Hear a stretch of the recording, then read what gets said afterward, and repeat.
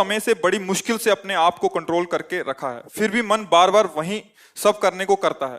महाराज जी, वैवाहिक जीवन भी तलाक तक की नौबत आ चुकी है। महाराज जी, आप मेरी अंतिम शरणागति हो, कृपया मुझे इस पापाचरण से बचाने का सत्मार्ग प्रदान कीजिए। मैंने ऐसा निश्चय किया कि हर 2 महीने तक शरीर को पवित्र रखकर आपके दर्शन करने आया करूंगा, ताकि आपके दर्शन की प्रेरणा मुझे इस पाप कर्म से दूर रखे तथा इससे मुझे निवृत्त कर सके। पहले तो हम आपका धन्यवाद देते हैं कि अभी आप में इतना आत्मबल बचा है कि आप अपनी कमी को सभा में रख रहे हैं। आप बहुत मतलब अभी आत्मबल से युक्त है। ना, ऐसी बातें समाज में नहीं रखी जाती, हिम्मत नहीं होती ना ऐसा कहना, अपनी कमियों को प्रकाशित किया। तो इसका मतलब कहीं किसी कोने में अभी सत्य का अस्तित्व है। देखो, ये तुम्हारी ही गलती नहीं है, ये संपूर्ण सृष्टि में काम अपना तांडव मचाए हुए। भाई हम चुप हैं, तुम चुप हो, लेकिन तुम मुखर हो गए तो सबकी दृष्टि तुम्हारे पे जाएगी। फिर लौट के अगर अपने हृदयों में देखा जाए तो कुछ ऐसा ही है सबका जीवन। ओपन हो गई तो फिर मुख में कालिक पोतती, समाज का ऐसा स्वरूप। लेकिन जो कालिक पोत रहा वो भी अपने हृदय को देखे। काम कोई ऐसा नहीं कि किसी को बख्श दे, उसी को बख्शता है जिसने भगवान को आश्रयदाता मानकर और भजन शुरू किया। अब तुम्हारे प्रश्न का उत्तर देते हैं। ये काम सुख बुद्धि होने के कारण आदरणीय और प्रिय हो गया, नहीं हुआ? सुख मिलने के कारण। आप ईमानदारी से बताओ, क्या आज तक आपको तृप्ति हुई? सच्ची बताना। नहीं ना? आज भी वही चाह है जो पहले से थी। इसका मतलब कभी नहीं हो सकती, क्योंकि वहां नहीं है सुख। विचार खुले, जब आपने प्रश्न किया तो इस शरीर में है क्या? इस शरीर में है क्या? मल और मूत्र के ही तो द्वार हैं, जहां छू जाने पर हाथ हमको पवित्र करना पड़ेगा। क्या है? दुर्गंध युक्त, चाहे जितना सुगंधित पेय पियो, भोजन पाओ, 6 घंटे बाद दुर्गंध युक्त मल बन जाएगा।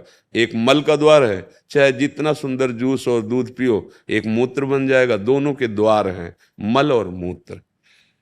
उसके सेवन का केवल एक ही मार्ग बताया गया है कि संतानोत्पत्ति रूपी जो भगवान की सृष्टि का क्रम है, उसकी पूर्ति के लिए काम का आदर किया गया है। भगवान ने कहा धर्मयुक्त काम मैं हूं, अर्थात जो इस सृष्टि जनित क्रिया है, संयम के द्वारा संतानोत्पत्ति करने के लिए ये जो पाणी ग्रहण संस्कार किया जाता है, इसकी ये वैराग्य को प्राप्त हो जाएगा, घृणा को प्राप्त हो जाएगा, और वो सच्चे मार्ग का पथिक बन जाएगा। पति पत्नी दोनों एक ही धर्म का आश्रय लेकर, भगवद आश्रय लेकर संतान उत्पन्न करना, मानो सृष्टि रूपी भगवान की पूजा करना, बस इतने के लिए काम का आदर है।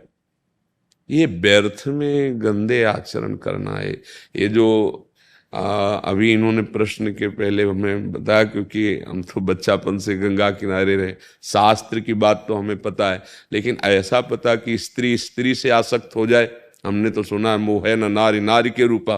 शास्त्र तो ऐसा आज उल्टा, और कलयुग का यही उल्टा कि स्त्री, क्या बताया था, स्त्री स्त्री के हाँ, अब इनका तो मतलब हमें कहीं शास्त्र में परिचय ही नहीं मिला। ये तो मतलब कलयुग की देन हो रही है। देखो, यदि तुम्हें भगवान ने मानव दे दी है और सुख और शांति की इच्छा है, तो वो केवल भगवान की शरण में, भगवान के नाम में। नहीं तो जैसे मन समझाता है कि एक बार भोग लूं तो शांति मिल जाएगी, ऐसा मन कहता है कि जो इच्छा होती है एक बार तो यार देख लेते हैं। आपने अनेकों बार देखा है, अनेकों शरीरों को देखा है, ईमानदारी से आप कह रहे हो, फिर भी आपकी वृत्ति वही है। आज से अपने इस दगाबाज मन की सलाह को मारना सीखो, महात्मा बन जाओगे, कुछ नहीं बिगड़ा है। हमारे भगवान की ऐसी ही कृपा है, नहीं तो किसी का उद्धार ना हो। कितना भी बड़ा अपिचेत सुदुराचारो भजते माम अनन्य भाग साधुरेव समंतव्या, भगवान कह रहे मैं उसे साधु मानता हूं, सम्यक व्यवसिता ऐसा। बस ये ध्यान रखना, इसका अर्थ समझ लेना। उसने बुद्धि से निश्चय कर लिया कि यार अब इसमें किसी में सुख नहीं है, हम जो सुख शांति पाना चाहते हैं वो इनमें नहीं है, वो भगवान में है। अगर ये जो आजकल चला है जीवन नाश की लीला, ये बहुत खतरनाक है। जैसे बच्चे गंदे आदतों में फंसते चले जा रहे हैं। अब नए नए लड़के 30 के हो गए, मुझे ब्याह नहीं करना, माता पिता कहते हैं नहीं, क्यों? क्योंकि उनकी रुचि स्त्री शरीर में नहीं, पुरुष शरीर में है। तो ये काम का आदेश केवल संतानोत्पत्ति के लिए है कि आप संतान उत्पन्न कर लेंगे, नहीं। तो ये जो शक्ति का नाश कर रहे हैं, ये जो अपराध कर रहे हैं, ये तुम्हारी दुर्गति कर देगा। तुम्हारे मनोरंजन के लिए थोड़ी तुम्हारा शरीर मिला है। तुम्हारे शरीर पर तुम्हारा अधिकार केवल सत्कर्म करने के लिए है। अच्छा, तुम अपने शरीर को नष्ट करो, हमारी सरकार को पता चल जाए तो आपको सजा मिलेगी? नहीं मिलेगी।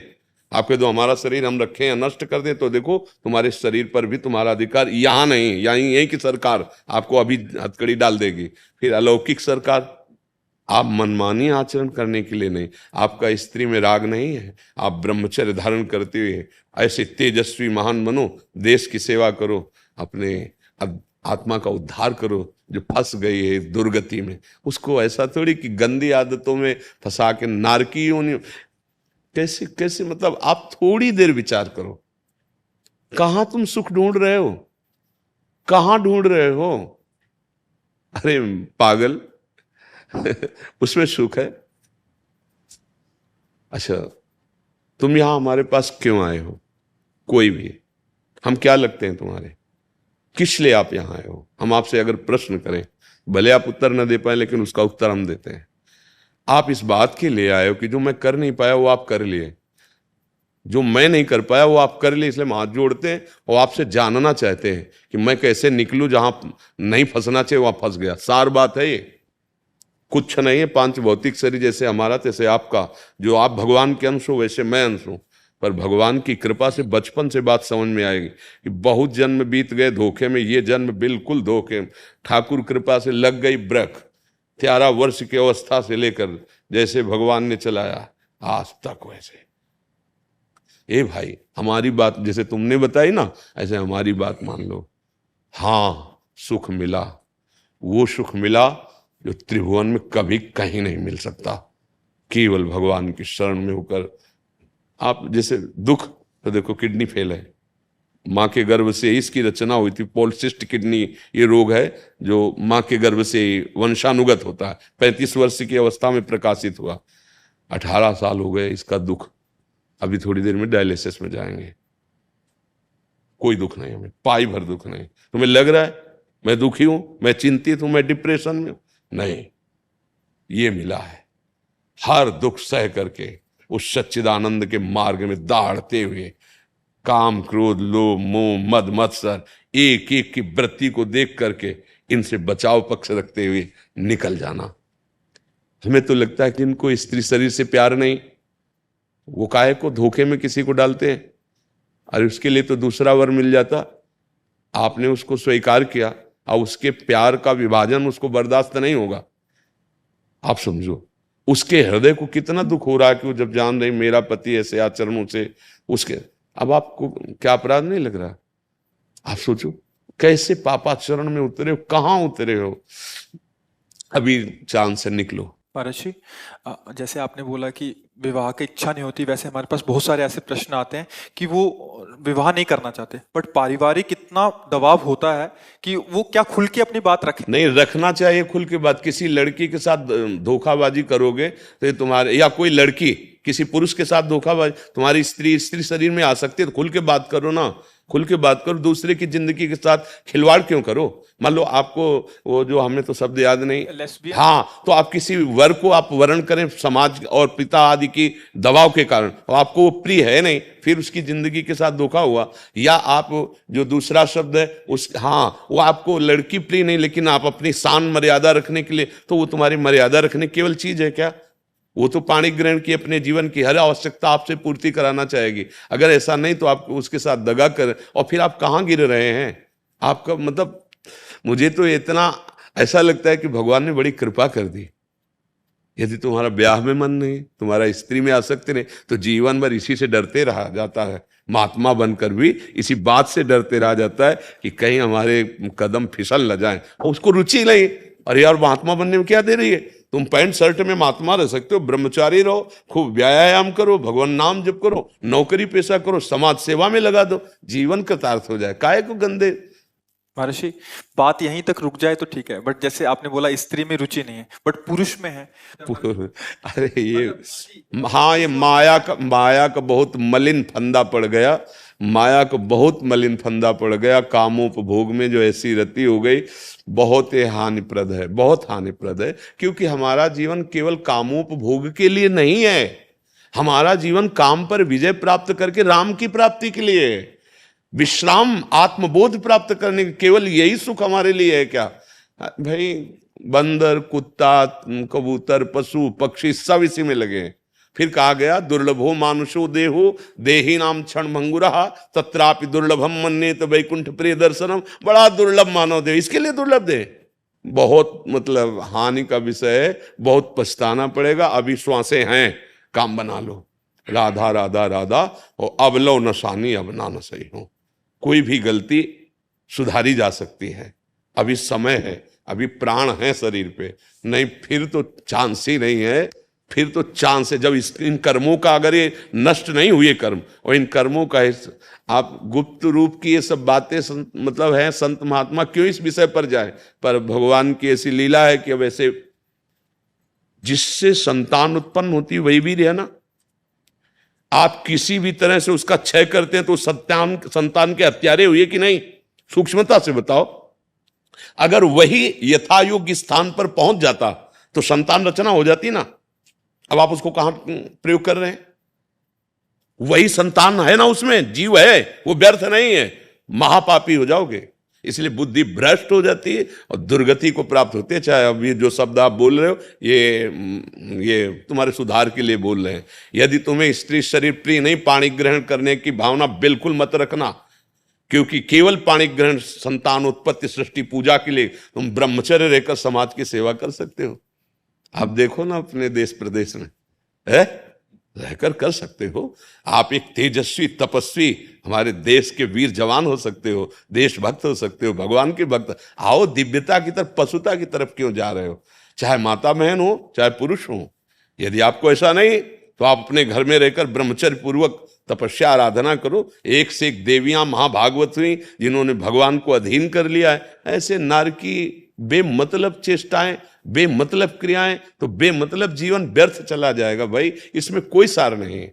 अगर अग्रस्त होकर उसके अंदर काम वेदना आती है, वो अपनी पत्नी को स्वीकार करता है तो कोई पाप नहीं, क्योंकि धर्म से उसने अग्नि को साक्षी करके वेद मंत्रों के द्वारा पाणी ग्रहण किया है, भगवान को साक्षी किया है। अगर वहां तो उसका, लेकिन अन्य, ये बहुत बड़े पाप की बात है। भाई, हम तो प्रार्थना करते हैं कि आपकी बुद्धि बहुत जल्दी शुद्ध हो और आप इन सब दोषों से मुक्त हो जाए। महाराज जी, इसमें एक और प्रश्न था महाराज जी, जैसे क्या स्वभाव को परिवर्तित किया जा सकता है? ये भैया, आप स्वभाव ना परिवर्तित करें तो हम भगवत प्राप्ति कैसे करेंगे? अरे भाग्य का परिवर्तन, स्वभाव का परिवर्तन, ये कोई खिलवाड़ का मार्ग थोड़ी, परमार्थ का मार्ग है। जो नर होए चराचर द्रोही, आवे सभय शरण तक मोही, तज छल कपट मोह मद माना, करो सद्य ते साधु समाना। वृंदावन में बैठ के बोल रहे हैं, केवल ये राधा राधा जपे हो, आज के बाद अपने नियम का पालन करें। पीछे वाले को आग लगा देंगे, कैसी बात करते हो? हम किसी के बल से बोलते हैं, हम कोई प्रवचन थोड़ी केवल कर रहे हैं। और जीवन का परिवर्तन ना हो जाए, दिव्यता ना। हाँ, अब सावधानी की बात कह रहा हूं। पीछे जो हमारे देह रचने के समय कर्म बनाए गए, उनमें सुख और दुख का संयोग रहता है। जैसे ये किडनी फेल, हम किसी भी दुख का तारतम्य न जोड़ें, वो पहले से निश्चित है। लेकिन जो नवीन खेती है, इसमें आग लगा सकते हैं।